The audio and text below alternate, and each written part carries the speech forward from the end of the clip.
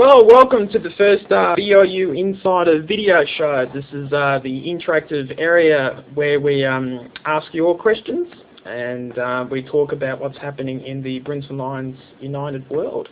That's essentially what BLU Insider is about, where you post your questions online and I pick out the good ones, and I try and answer to the best of my ability. And we post it up on the main front page of the forum board, and then you comment on it, we'll chat about it and all that sort of thing. So it should be pretty good. Alright, well, the first question we got here was Scotty asking me to rate Shane Edwards, and I guess he hasn't been really successful, hasn't he? He's been pretty rubbish, and the bag of jokes apart from Scotty Harding, but I was actually going to put him in the Master Coach as a joke and put all the really bad players in Master Coach, but I decided no, and I thought, well, I'll just stick into some good players and that, and try to make my little Master Coach team that I inherited from El Senor a little better. So that question's knocked out. The next one is from Hayley. I don't know why she asked this one. Which armrest do you use at the movies? I went to the Michael Jackson This Is It concert, and they don't actually give you the luxury of a left and a right one. You either get a left or a right armchair. Now, I decided to use the right one because I'll put the large Coke there, and I'll put the popcorn on the lap and just watch there, and I munch too much popcorn during, all I do is just eat and watch. So so I just use the right one because I just like to drink and Coke and eat the popcorn. So hopefully that works out well. And we actually have a serious question now from Andy, our new Brisbane Lions supporter who left the Carlton Blues and moving to be a Lion supporter because of the Fev Trade, which will be coming up after this. And his question was, should we introduce video replay for goal umpires, or should we keep it the same? And to be honest, I hate the idea because it would very much become like rugby league, where it's basically stop-start sort of environment, and it goes against the AFL's rule changes over the years to make the game faster and faster and faster. Such as, when you kick it behind, you don't have to wait for the umpire to do the scoring. You just, kick off straight away, and the game just keeps on moving faster and faster. And even from our premiership years, that the game has evolved and has become a lot faster since then. And I don't think there really is a place for it in the AFL. I think on average, I was told by the head umpire in Canberra for umpires and that they make on average mistakes in the AFL 7-8 times a year.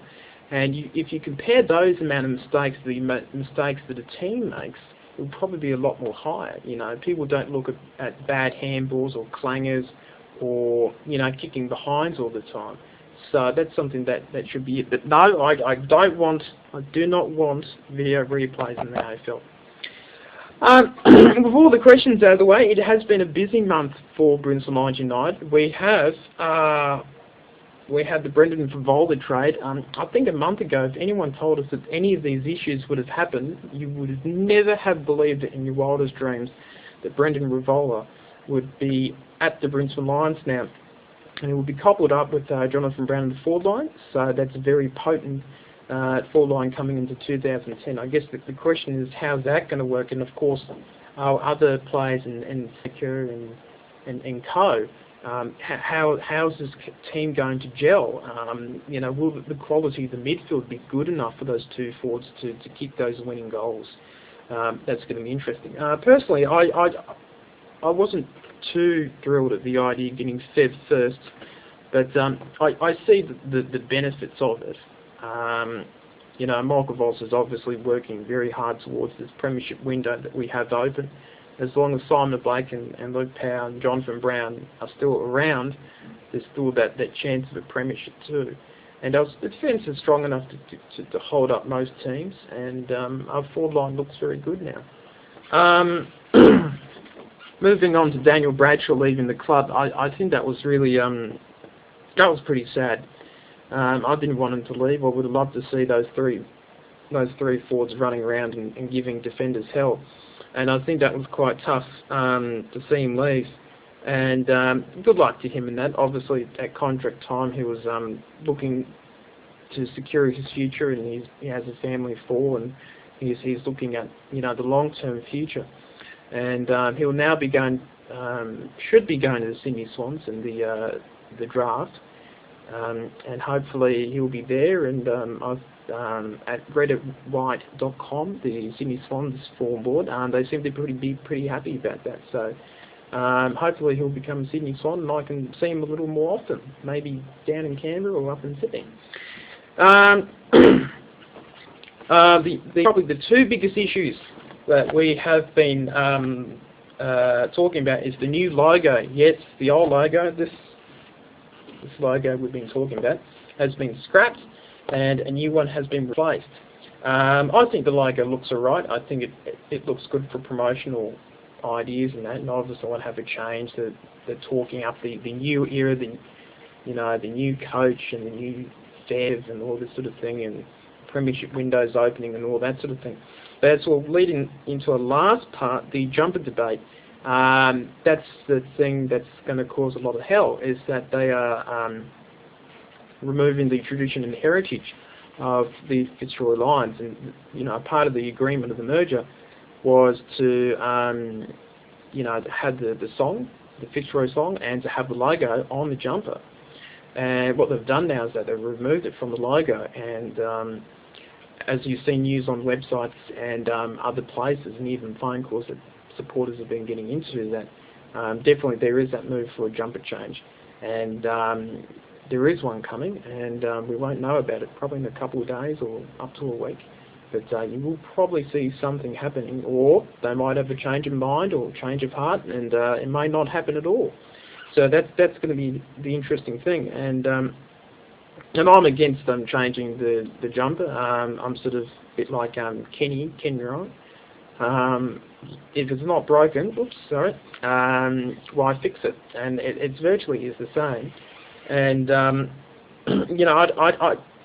think it would look absolutely terrible if we had a jumper that had the paddle pop line on it, and hopefully they'll have a change of heart and not change the jumper.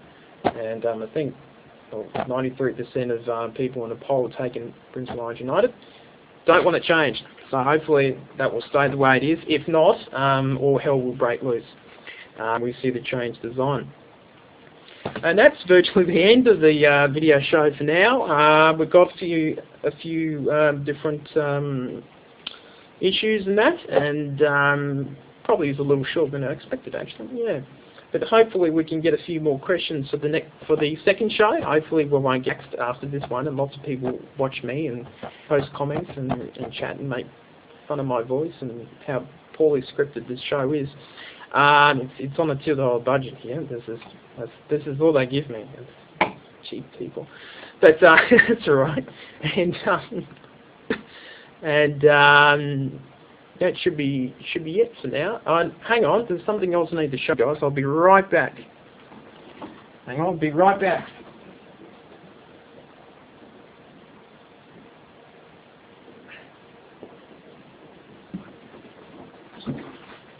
This looks really unprofessional. This is the jump. It's not a fucking jumper. This is the paw that BLU Insider won. It's 2017 or 6. I've forgotten now. But it's got Michael Voss on it, so I think it must be the 2016. And it's got Mal Michael and Jason Atkins and all the old players. Back in the days where we had all the champion stars, and now we've got 3 champion stars left and a bunch of young guns. Hopefully they will give us some more success, and it should be good. So we'll just that will be sent to Scotty in the next couple of weeks. I keep on forgetting, but I'm going to remember this time, and I have no idea how to actually pack this into a bag at Australian Post. It's going to look a bit weird, but we'll just... The cats ran off now. But that's about me, and that's the end of BLU Insider, and I hope you've enjoyed it, and I hope, hope you enjoyed it. So, see you later.